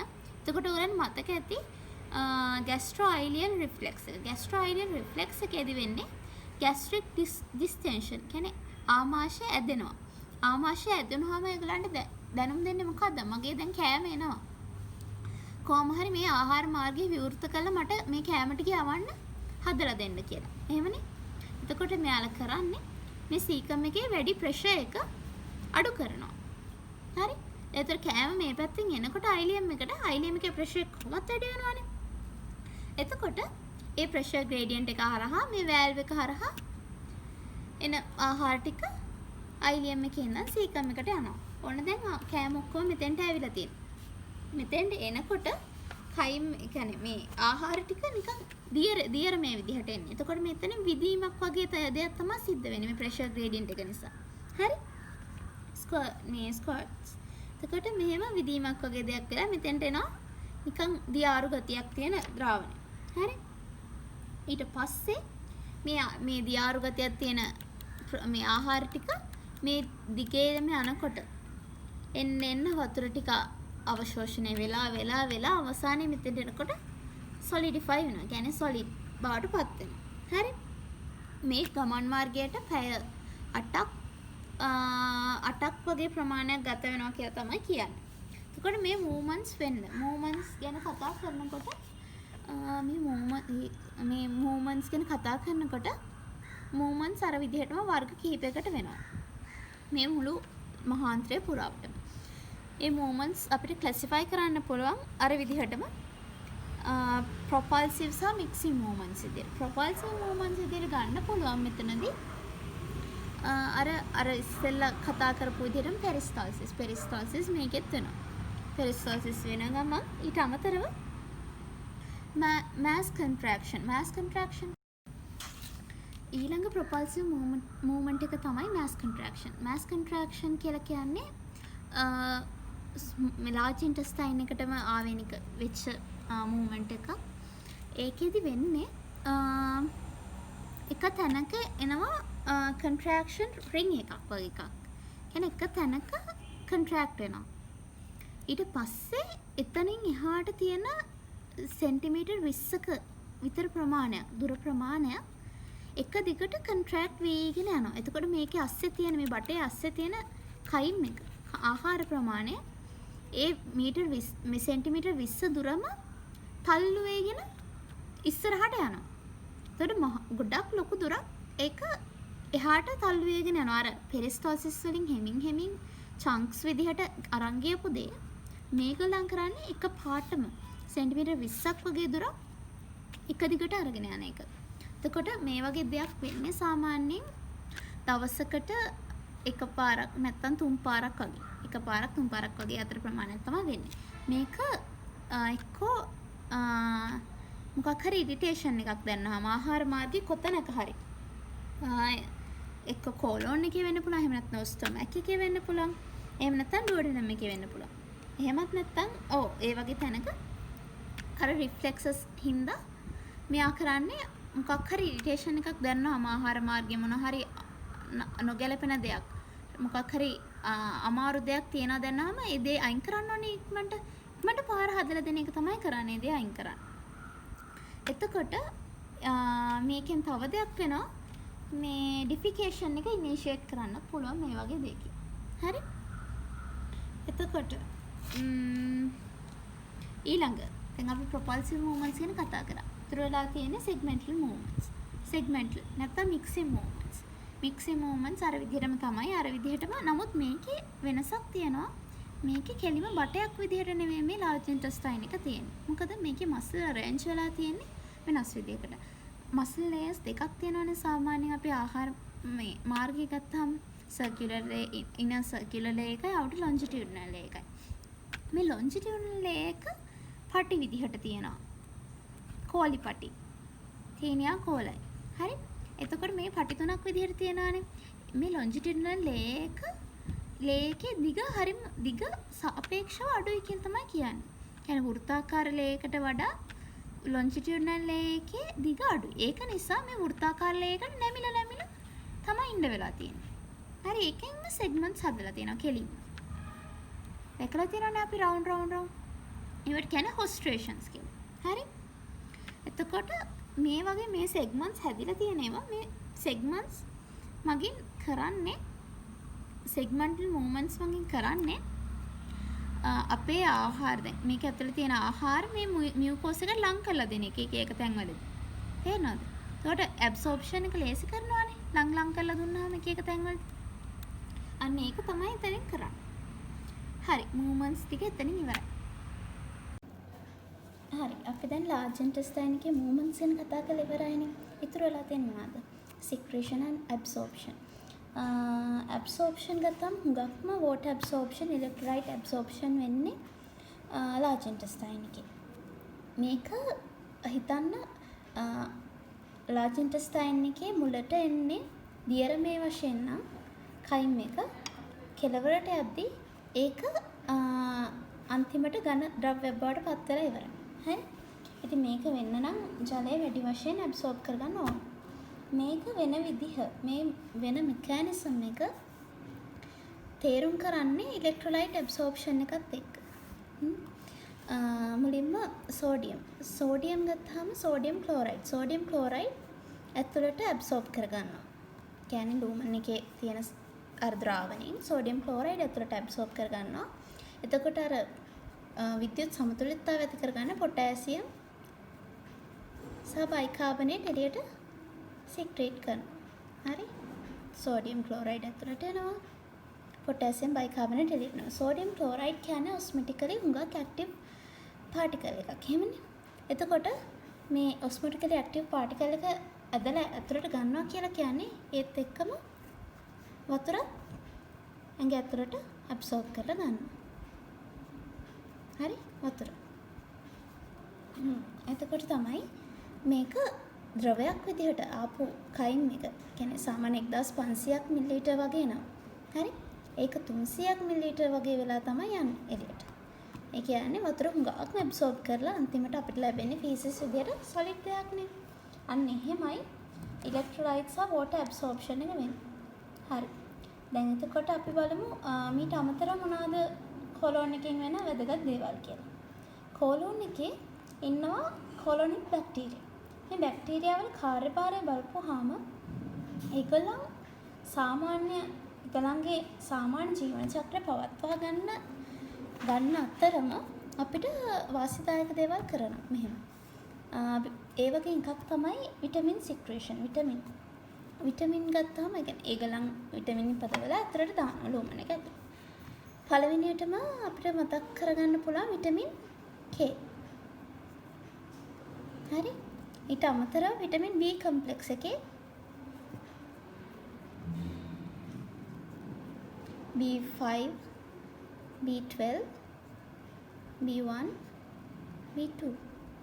B1 කියන්නේ thymine, B2 කියන්නේ riboflavin. එතකොට මේ තුන ගැන නම් ලෙක්චර් නෝට් එකේ තියෙනවා. මේක ගැන නැහැ. උනාට කුප්පි නෝට් එකේ මේක තියෙනවා. හරි? B5. B12 මතක ඇති වැඩි හරියක්ම ඇබ්සෝබ් කරගන්නේ කොහෙද? අපි ગેස්ට්‍රික් සික්‍රේෂන් වල කතා කරා, ඉන්ට්‍රින්සික් ෆැක්ටර් එක ගැන කතා කරලා ඩිස්ටල් අයිලියම් එකේ තමයි B12 වැඩිපුරම ඇබ්සෝබ් කරගන්නේ. එතකොට දැන් මේක නිපද වෙනවා කියලා කියන්නේ කොලොන් එකේනේ. එතකොට සාමාන්‍යයෙන් ගත්තාම මේ B12 කියන්නේ ඇඟේ බැක්ටීරියා වලින් නිපදවන B12 වලින් වැඩක් නැහැ කියලා තමයි කියන්නේ. ෆීසිස් වලින් ඒවා එළියට යනවා. හරි අනික් විටමිනුත් බොහෝ දුරට ඒ වගේ. සාපේක්ෂව ඇබ්සෝර්ප්ෂන් එක අඩුයි නමුත් යම්කිසි නිපදවීමක් තියෙනවා. හරි? එතකොට ඊට අමතරව මේ කොලොනික් බැක්ටීරියා වලින් ගෑසස් නිපදවනවා. ඒ ගෑසස් නිපදවන්නේ ඒගොල්ලන්ගේ පරිවෘත්තීය ක්‍රියා හේතුවෙන්. මොනවද මේ ගෑසස් කියලා ගත්තාම කාබන් ඩයොක්සයිඩ් සහ මීතේන්. හරි? හරි. එතකොට මේ ෆීසිස් වල කම්පොසිෂන් දැන් අපිට ඉතුරුලා තියෙනවා දැන් සියල්ලම ඉලෙක්ට්‍රෝලයිට් සහ වෝටර් වැඩි ප්‍රමාණයක් ඇබ්සෝබ් වෙච්ච අන්තිමට ඉතුරු වෙනවා අපිට ෆීසිස්. හරි? දැන් ෆීසිස් වල වෝටර් ඇබ්සෝබ් කරගත්ත කිව්වට ෆීසිස් වලින් 75%ක්ම වෝටර්. එතකොට හිතන්න කොච්චර වතුර ප්‍රමාණයක් අයින් වුණත් ෆීසිස් වලින් 75%ක්ම වෝටර්. කොට සොලිඩ් වෙන්නේ ඉතුරු 25%. එතකොට ඒකේ අඩංගු ද්‍රව්‍ය විදිහට අපිට අඳුර ගන්න පුළුවන් සොලිඩ් ෆැක්ටර් විදිහට fibers, bacteria, inorganic substance, fat and fat derivatives සහ proteins. හරි? ඊට අමතරව ෆීසිස් වලට වර්ණ ගන්නන්නේ අපි කතා කරේ නැන්නේ. ස්ටෝකබිලියන්ස්. හරි? ෆීසිස්. එතකොට දැන් මේ හැදෙන ෆීසිස් ලාර්ජ් ඉන්ටෙස්ටයින් එකේ කෙළවරට. කියන්නේ සිග්මොයිඩල් කොලොන් එකේ රෙක්ටම් එකට යන්නේ නැහැ බොහෝ දුරට. බොහෝ විට රෙක්ටම් එක empty. empty වෙන්න හේතුත් තියෙනවා. අපි එකක් බලමු. ඉස්සරහට. අපි දැන් කතා කරමු. empty වෙන්න හේතුව තමයි අර ඒනස් එකයි මේ සිග්මොයිඩල් කොලොන් එකයි අතර තියෙන මෙහෙම acute angle එක.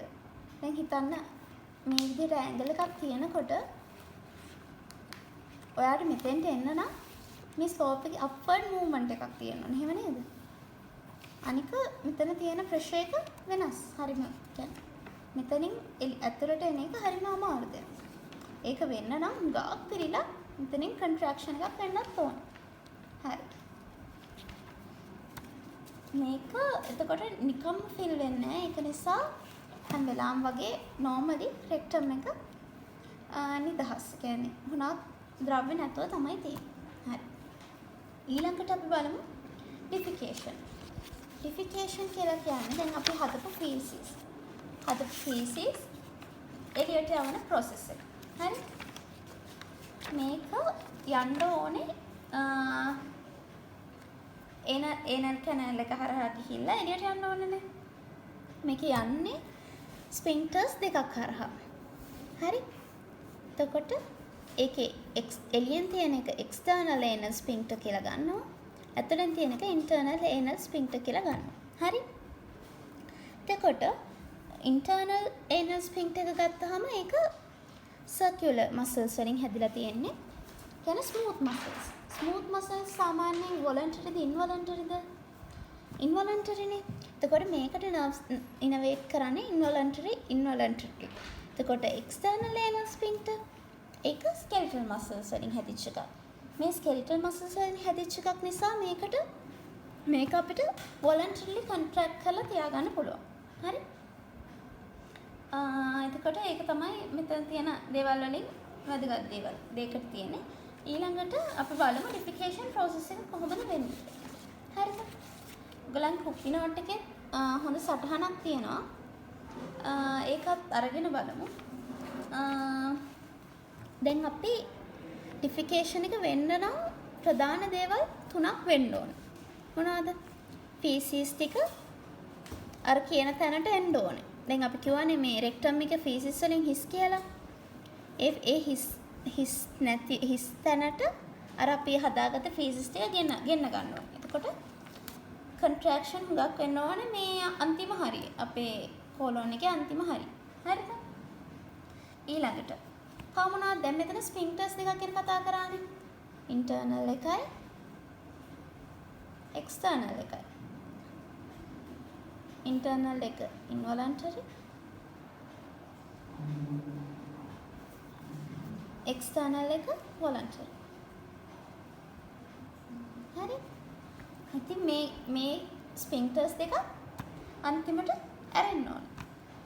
එහෙම ඒ තුනම සම්පූර්ණ වුණාම තමයි ඩිෆිකේෂන් එක කරන්න පුළුවන් වෙන්නේ.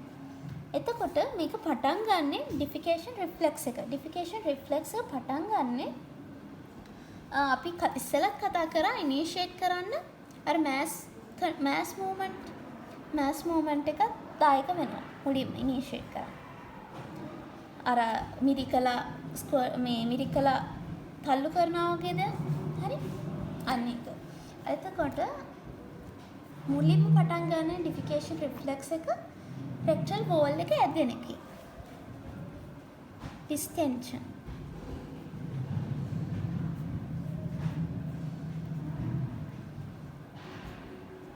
හරි? ඒකෙන් අපි කතා වුණා අර මයන්ටරික් plexus එහෙම හරහා afferent impulses යනවා.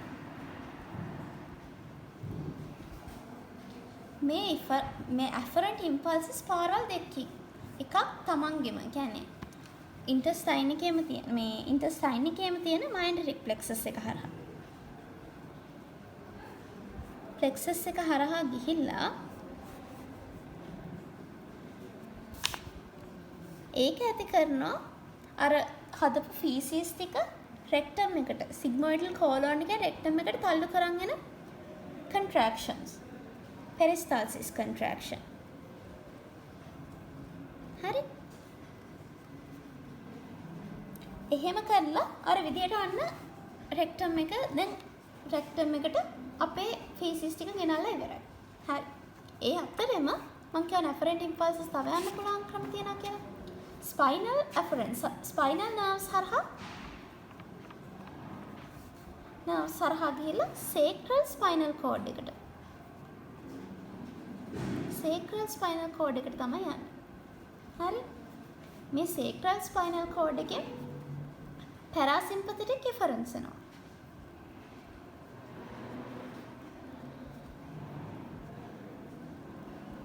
අපි කතා වුණා ඉස්සෙල්ලා internal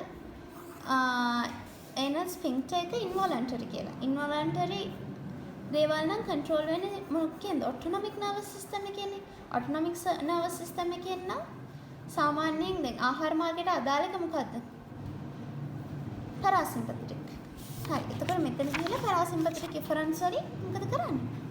internal anal sphincter එක රිලැක්ස් කරනවා. හරි. ඒකත් හරි. ඒක මයන්ටරික් ප්ලෙක්සස් හරහා වුණත් වෙන්න පුළුවන් කියලා කියනවා. ඔව්නේ. එහෙම වෙන්නත් පුළුවන්. හරි. එතකොට දැන් ඉතුරුලා තියෙන මොකද? එක්ස්ටර්නල් anal sphincter එක ඕපන් කරන එකනේ.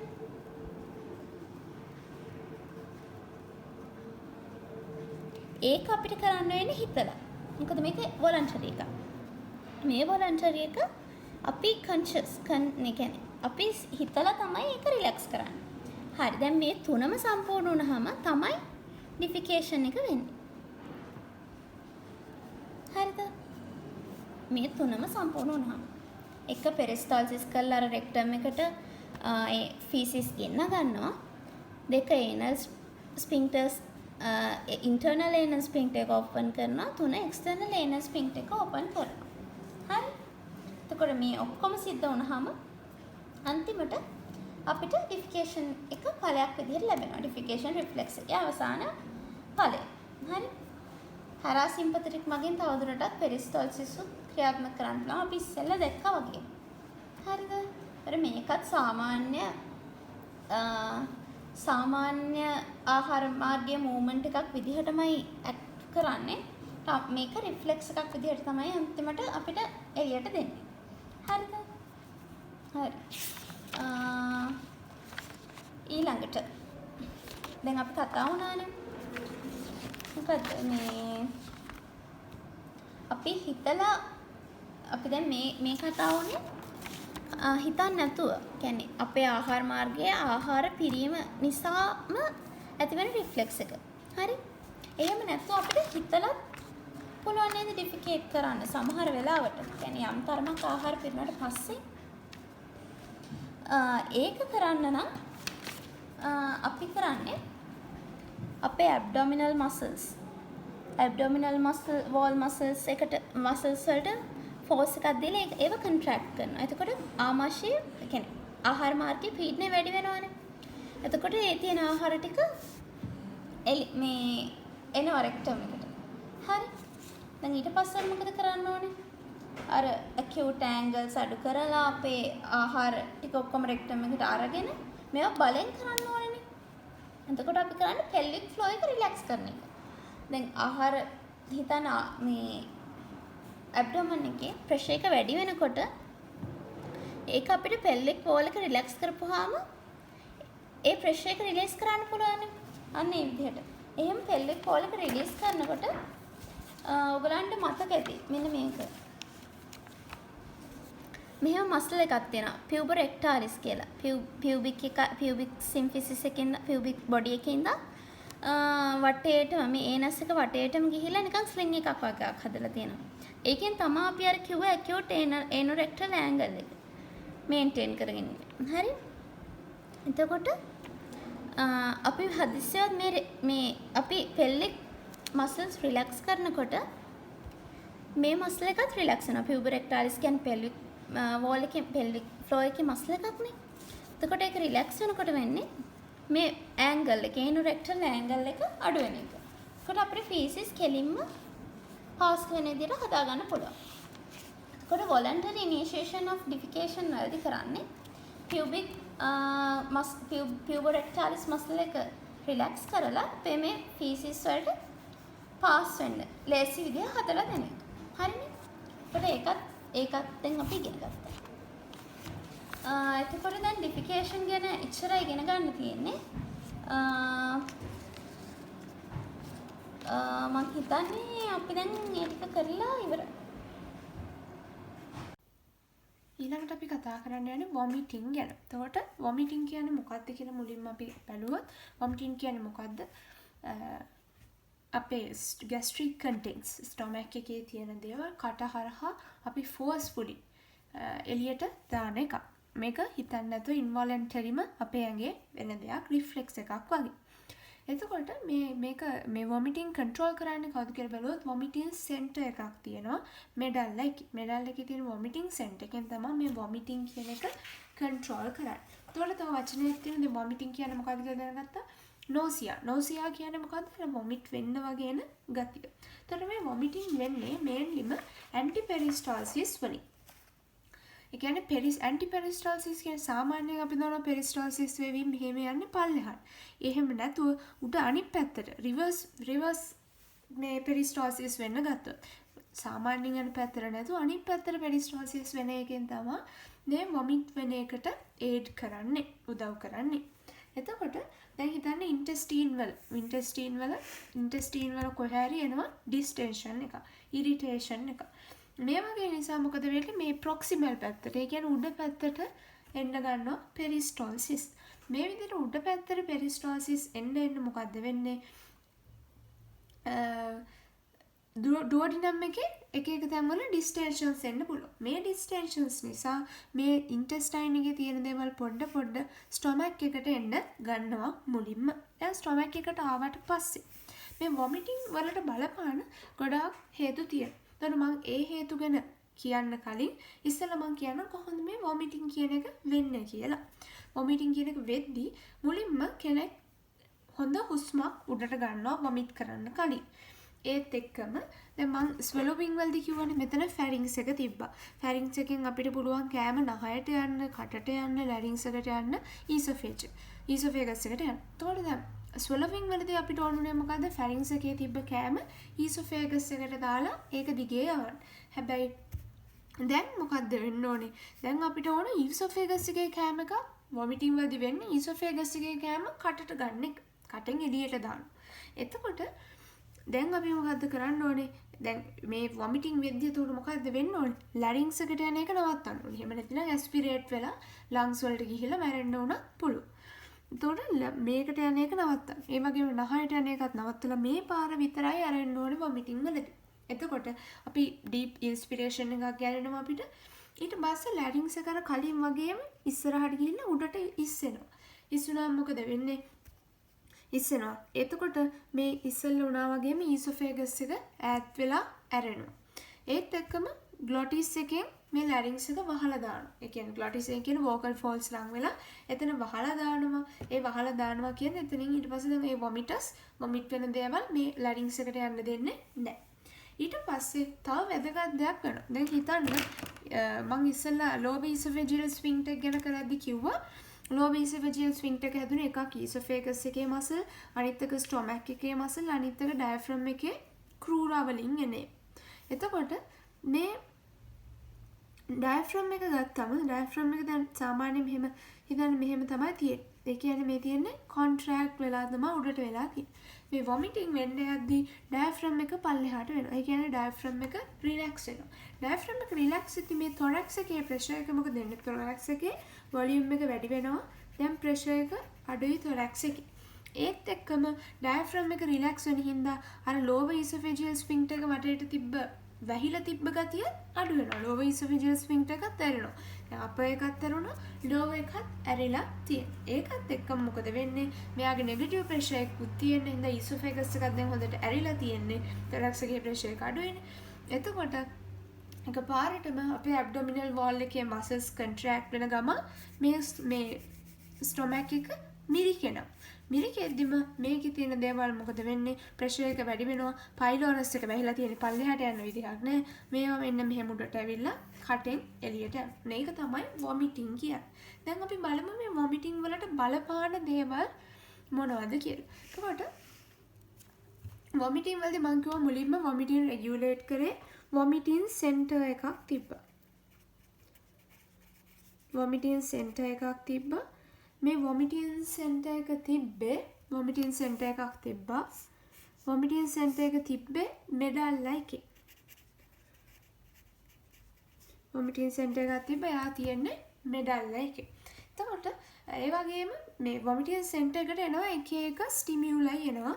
එක එක ස්ටිමියුලයි එනවා. මේ වොමිටින් සෙන්ටර් එක ස්ටිමියුලේට් කරලා වොමිටින් ඇති කරන්නේ. එතකොට මේ ස්ටිමියුලයි මොනවද කියලාද? ප්‍රධානම එකක් තමයි කීමෝරිසෙප්ටර් ට්‍රිගර් සෝන්. කීමෝරිසෙප්ටර්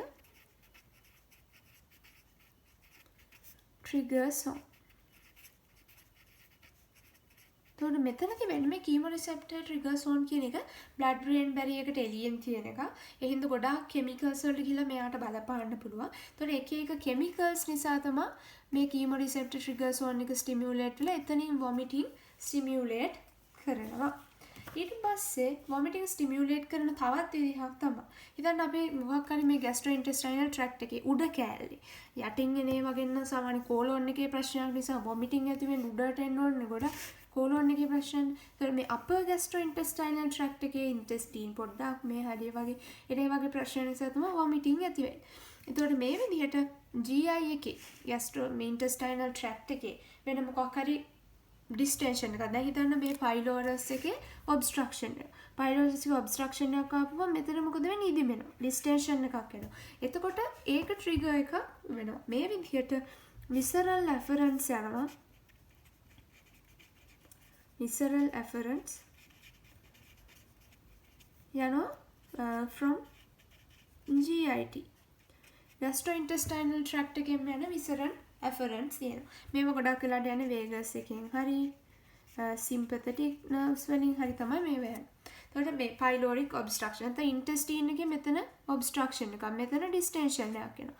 ඒකෙන් යනවා trigger එකක් මේ vomiting center එකට. ඒ හින්දා එහෙම නැත්නම් irritation gastritis වගේ වෙලාවකදී ඒ irritation එකකුත් යවන්න පුළුවන් මේ පැත්තට. එතකොට ඊට අමතරව බැලුවොත් තව කියනවා මේ වගේ ඉරිටේෂන් තියෙන තැන්වලින් සෙරටොනින් රිලීස් වෙනවා. ඒ සෙරටොනිනුත් හේතු වෙනවා කියලා මේ වොමිටින් සෙන්ටර් එක ස්ටිමියුලේට් කරන්න.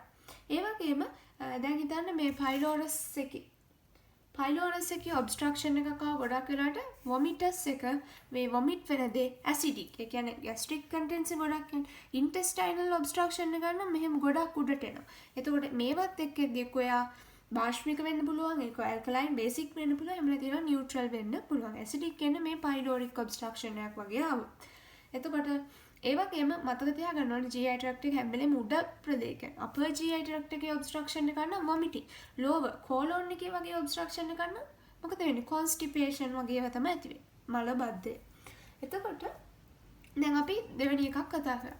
තවත් තියෙනවා මේ vomiting center එකට afferent එනවා. ඒවා තමයි visceral afferents එනවා extra මේ GI tract එකෙන් එළියේ. visceral afferents outside the GI tract. ඒ කියන්නේ bile duct වලින් peritoneum එකෙන් heart එකෙන් වගේ තැන් වලට එනවා. bile duct obstruction එකකදී vomiting ඇති වෙනවා. ඒකට හේතුව මේ ඒ වගේ යන visceral afferents වලින් සමහර වෙලාවට vomiting center එකට යනවා. තවත් වැදගත් එකක් තමයි මෙඩල්ලා එකේ දැන් මෙඩල්ලා කියන vomiting center එක තියෙන්නේ. ඒතකොට මේ extra මෙඩල්ලා වලින් තැන් තියෙනවනේ මෙඩල්ලා එක හැර වෙන තැන් වලින් brain එකෙන් එනවා. මේව එකක් තමයි brain එකේ එකක් තමයි limbic system එක. limbic system එක අපි ඉගෙනගෙන තියෙනවා. සාමාන්‍ය limbic system එකේ ගොඩක් අපි emotions ගැන සම්බන්ධ වෙන කැලලක් brain එකේ. එතකොට දැන් හිතන්න අපි මොකක් හරි අපිට අප්‍රසන්න මේ ස්මෙල් එකක් හොඳ නැති ස්මෙල් එකක් එනවා. ඒත් එක්කම අපි හොඳ නැති දෙයක් දකිනවා. දැන් සමහරුන්ට වොමිට් වෙනවා දැක්කම ඒ වොමිට් වෙන්න වගේ ගතියක් නෝසියා ගතියක් එනවා. අන්න ඒ වගේ ඒවා වෙන්නේ මේ limbic system එකෙන් තමයි ඒක control කරන්නේ. මේ limbic system එකෙනුත් vomiting center එකට යවනවා trigger එක. ඊතර එක තමයි තවත් brain center එකක් තමයි cerebellum. motion sickness කියන එක දන්නවනේ. මොකක් හරි දැන් අපි එකපාරටම එක දිගට වෙනස් වෙන දිශාවල් වලට වෙනස් වෙන වේගෙන් වගේ එක එක පැත්තට යද්දී අපිට motion sickness එන්න පුළුවන්. වාහන වල යද්දී ගොඩක් අයට එන දෙයක්. ඒතකොට motion sickness වලදී මොකද වෙන්නේ? එතනින් අපේ balance එක බලා ගන්න vestibular system එකෙන් vestibular nuclei වලට ඇවිල්ලා ඒ හරහා cerebellum එකෙන් මෙතන තව පාත්වය එකක් තියෙනවා. ඒක වෙන්නේ motion sickness එක vestibular nuclei. ඒ ඉන්නේ vestibular system එකේ motion sickness නිසා. motion sickness vestibular system nuclei cerebellum එකට ඇවිල්ලා එතන vomiting center එක stimulate කරන්න පුළුවන්. එතකොට ඒකත් තව විදිහක් වෙනවා.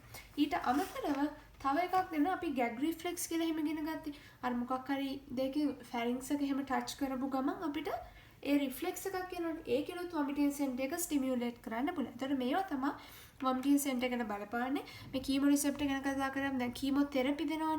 කීමෝതെරපි දෙන ඩ්‍රග්ස් කැන්සර් වලට ට්‍රීට්මන්ට් එකදී එන ඒ ඩ්‍රග්ස් තමයි කීමෝതെරපි කියන්නේ. ඒ කීමෝതെරපි වලදී වොමිටින් ඇති වෙන එයා කීමෝ රිසෙප්ටර් ට්‍රිගර්. ඕපියොයිඩ්ස් ගත්තම වොමිටින් ඇති වෙනවා. ඒත් ඒ ටික තමයි අපි වොමිටින් ගැන දැනගන්න තියෙන්නේ.